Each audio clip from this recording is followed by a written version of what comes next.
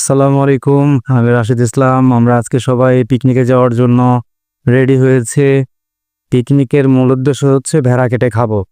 ওই যে ভেড়া নিয়ে আছে রেজাউল ভাই এবং আমরা সব বন্ধুরা একসাথে মোটরসাইকেলে মোহনপুর পৌরসভায় যাব, যেটার নাম হচ্ছে ধুরল। ওখানে অনেক পানের বর আছে, জায়গাটা অনেক মনোরম পরিবেশ, খুবই সুন্দর।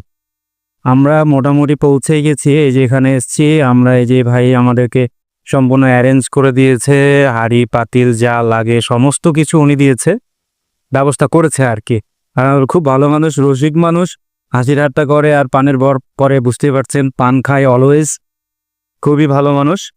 যাই হোক, ভেড়া কাটার ভিডিওটা তো দিতে পারবো না, এটা আমাদের কমিউনিটি গাইডে আসবে, সমস্যা সৃষ্টি করবে। এই জন্য উনি আবার দেখিয়ে দিচ্ছে আমাদেরকে কোথায় কি করব। অনেক বড় পুকুর পাড়, আপনাদেরকে দেখাতে পারলে ভালো হতো, কিন্তু আমি ভিডিওটা লং করতে যাচ্ছি না। তারপরেও দেখাই, পিছনে অনেক পুকুর, অনেক বড় বড় পুকুর, কলার গাছ আর নাজমুল লগা আছে যে অনেক গাইড দিচ্ছে আর কি আমাদেরকে, যে আমরা কিভাবে কোথায় যাব, কোথায় রান্না করব, কোথায় খাবো, সব কিছু। তারপর দেখা যাক কি হয়।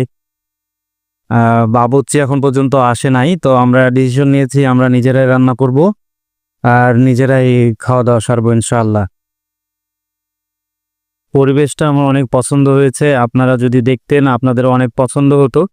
আসলে গ্রামীণ সাইডে এইসব পরিবেশ ছাড়া আপনি ভালো পাবেন না কোথাও, বা পিকনিকের স্পট বলতেই গ্রামের পরিবেশটাই অনেক সুন্দর। শহরের কোলাহলের ভিতরে এই যে পিকনিক স্পটগুলো আছে এগুলো অনেক গ্যাদারিং হয়ে থাকে, অনেক মানুষজন এসে থাকে। আর এই যে আমাদের নাজমুল